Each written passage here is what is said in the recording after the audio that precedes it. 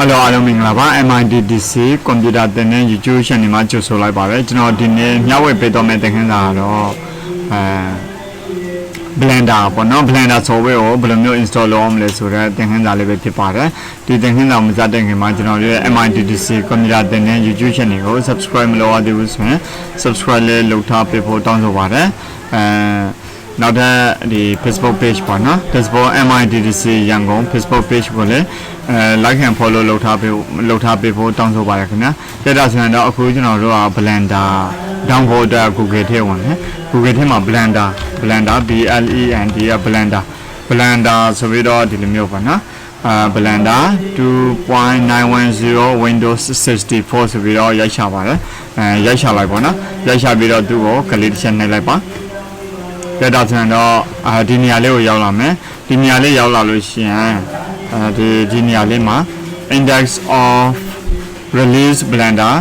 2.91 ဆိုတာရှိပါတယ်အဲ့ဒီ 2.91 ကိုကလစ်တစ်ချက်နှိပ်လိုက်ပါ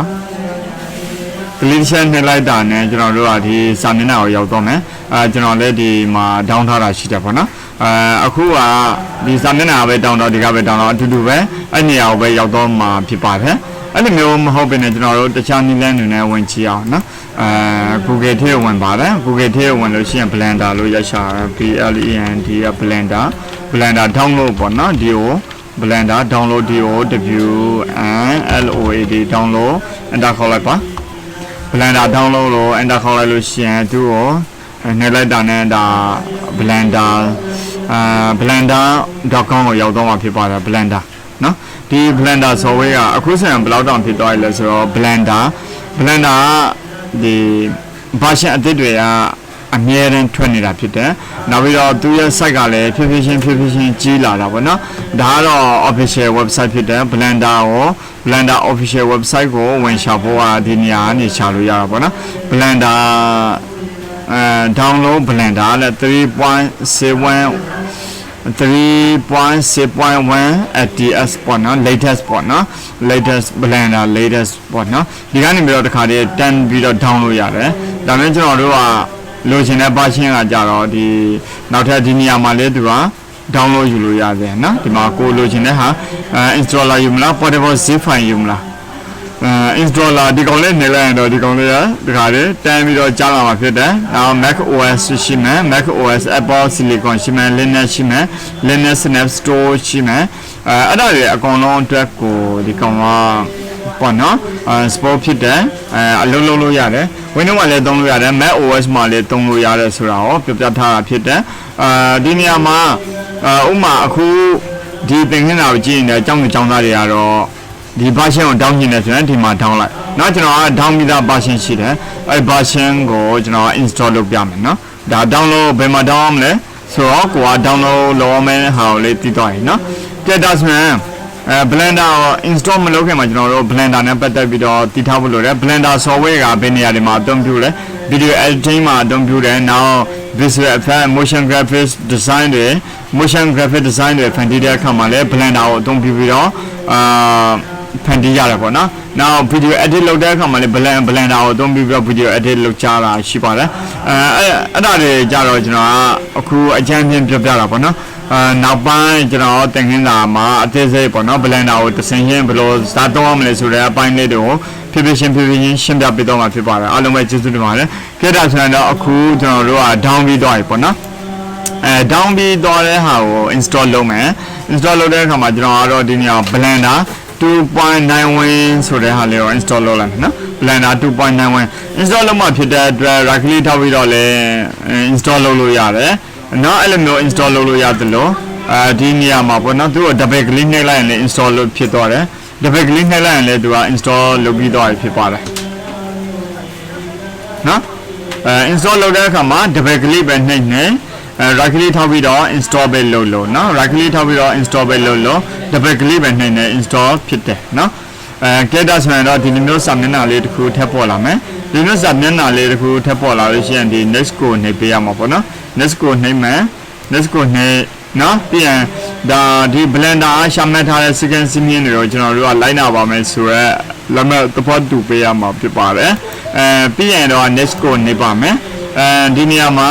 သူကကို install လုပ်ရှင်တဲ့နေရာကိုရွေးချယ်ပေးလို့ရတယ်ကျွန်တော်ကတော့သူရဲ့ default အတိုင်းပဲသူ default ထားပေးတဲ့အတိုင်းကိုထားပေးမယ် blender ကိုလည်းသူက automatic select လုပ်ပြီးသားဖြစ်တယ်ပြီးရင် next ကိုတော့မယ် install လုပ်မယ်ဒါဆိုရင် blender software က install လုပ်ရင်ဖြစ်ပါတယ်နော်ဒီ blender software ကအရန်ကိုအသုံးပြုလို့ကောင်းတယ်ပေါ့နော်blender software ကပပတယ် file size ကလည်းသေးတယ် key ကျန်လည်းမလို့ key တွေလည်းမလို့တခုမှ error တွေလည်းမရှိဘူးရှုပ်ရှုပ်ရှင်းရှင်းလည်းမရှိဘူးသွားတာလည်းအရန်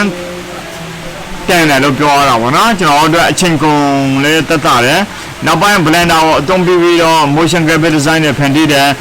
YouTuber တွေက blender ကိုအသုံးပြုပြီးတော့ YouTube ဇာတ်ကောင်တွေလုပ်တယ် YouTube မှာတင်ကြတာပေါ့နော်ကြက်တာဆိုရင်တော့ဒီ blender ကိုအသုံးပြုတတ်တော့လို့ရှိရင်အခုလေ့လာနေတဲ့ကျောင်းသူကျောင်းသားတွေကျွန်တော်ရဲ့ဒီ audience ပေါ့နော်မိတ်ဆွေတွေကျွန်တော်ရဲ့ပရိသတ်တွေက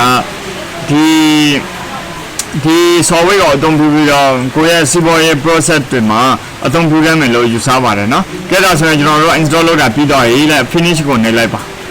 နော် finish ကိုနှိပ်လိုက်တာနဲ့ကျွန်တော်တို့ကဒီဟာမလို့တော့ဆိုတော့ခြုံထားလိုက်နော်အခုလောလောဆယ် blender တက်လာပြီလားဆိုတော့တက်လာပြီဒီ blender ကိုဖွင့်ချင်တယ်ဆိုရင်ဘယ်လိုဖွင့်ရမလဲဆိုတော့ double click နှိပ်ပြီးတော့ဖွင့်လိုက်နော် double click နှိပ်ပြီးတော့ဖွင့်လို့ရတယ်သို့မဟုတ်ဒီကျွန်တော်တို့ကဒီနေရာမှာရှာမတွေ့ခဲ့ဘူးဆိုရင်ဘာမှရှာလို့ရသေးလဲဆိုတော့ဒီ window ကိုတောင်းမယ်နော်ဒီဘက် window မှာရှိတယ် window မှာဒီအပေါ်နားလေးမှာကြည့်မယ်ဒီမှာ blender ဆိုတာရှိတယ်နော်ဒီနေရာမှာ blender ဆိုတာရှိတယ်အဲ့ blender ကနေပြီးတော့ဖွင့်လို့ရတယ်တခါတည်းသို့မဟုတ်ကျွန်တော်တို့ကဒီနေရာမှာ double click နှိပ်ပြီးတော့လည်းဖွင့်လို့ရတယ်သို့မဟုတ်select မှတ်တယ်ပေါ့နော် keyboard ပေါ်က enter ခောက်ပြီးတော့လည်းဖွင့်လို့ရတယ်ဒါဆိုရင်ဒီ blender software ကဖွင့်လာမှာဖြစ်တယ် blender software ကအရင်ကိုsoftware ထဲမှာဆိုပပလေးနဲ့အသုံးပြုလို့ကောင်းတယ်လို့ပြောလို့ရတယ်နောက်ဒါတော့ပထမဆုံး blender ရဲ့မြင်ကွင်းဖြစ်တယ် blender မှာဆိုရင်ပထမဆုံးဒါ blender ကိုစာဖွင့်လိုက်ပြီဆိုတာနဲ့ဒီလိုမျိုးမြင်ကွင်းလေးမြင်ရမယ်အဲ့မှာ language မှာကျွန်တော်တို့ကဗာနဲ့သုံးပါလဲကျွန်တော်တို့ကအင်္ဂလိပ်လို့သုံးမယ်သို့မဟုတ်ဂျပန်လို့သုံးမယ်သို့မဟုတ်တခြားပေါ့နော်ကိုမိမိတို့တတ်ထားတဲ့ဘာသာစကားတွေနဲ့အသုံးပြုလို့ရယူကရိန်းလို့သုံးလို့ရတယ်ရုရှားလို့သုံးလို့ရပေါ်တူဂီလို့သုံးလို့ရတယ်ကိုရီးယားလို့သုံးလို့ရတယ် French လို့သုံးလို့ရဂျာမန်လို့သုံးလို့ရတယ်အာရဗီလို့သုံးလို့ရတယ်အများကြီးပေါ့နော်ဒီနေရာမှာဘာသာစကားတွေအများကြီးနဲ့သူကထုတ်ပေးထားတဲ့ software တစ်ခုဖြစ်တယ်ကျွန်တော်မြန်မာနိုင်ငံသားတွေအနေနဲ့ကြတော့အင်္ဂလိပ်လိုပဲအသုံးပြုတာပို့ပြီးတော့လွယ်ကူမယ်လို့ထင်တယ်နောက် select wheel left right play tools and left play ဒီတိုင်းပဲထားလိုက်မယ် blender dark သိမ်းကဘာကလာနဲ့ယူမလဲ blender dark နဲ့ယူမလား blender light နဲ့ယူမလား light ဆိုရင်ဒီလိုပုံစံမျိုးကျွန်တော်ကတော့အများသောအားဖြင့် dark ကိုကြိုက်တယ် deep gray ရှိတယ်နော်နောက်တစ်ခုက deep gray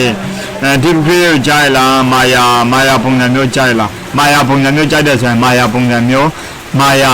ဆိုတဲ့ software ပုံစံမျိုးကိုကျွန်တော်တို့ဖန်တီးလို့အသုံးပြုလို့ရတယ်။သိမ်းတွေကတော့အများကြီးเนาะဒီမှာဆိုမိုဒိုပုံစံမျိုးသုံးပါလား